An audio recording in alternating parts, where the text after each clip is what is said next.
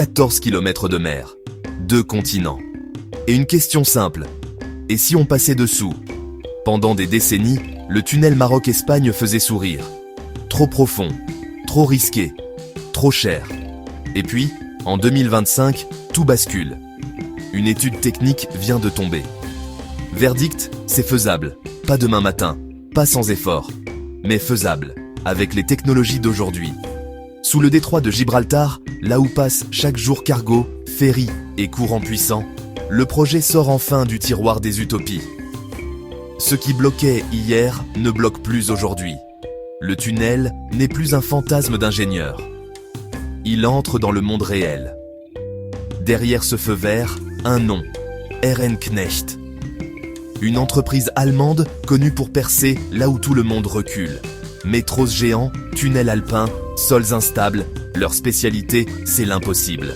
Selon leurs conclusions, les tunneliers actuels peuvent traverser Gibraltar. Les progrès des 15 dernières années ont changé la donne. Pression, géologie, sécurité. Les obstacles sont identifiés, maîtrisables. Prochaine étape, un tunnel exploratoire, un premier forage sous-marin, 6 à 8 ans de travaux, 1,2 milliard d'euros. Un tunnel test pour lire le sol, confirmer le tracé, sécuriser le projet final. Et bonus stratégique, il pourrait aussi transporter de l'énergie ou des données. Si ce test est concluant, le grand chantier démarre.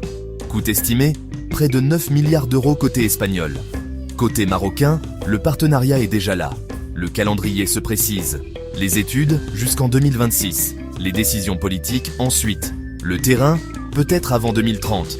Ce projet ne parle pas seulement de train.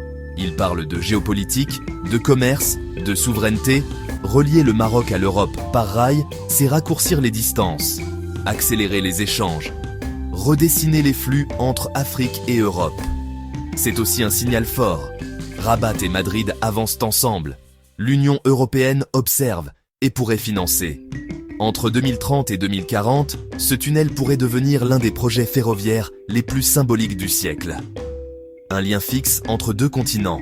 Pas un pont, pas un ferry, un passage discret, sous la mer. Si ce genre d'histoire t'intéresse, abonne-toi. On parle tous les jours du Maroc et du monde ici.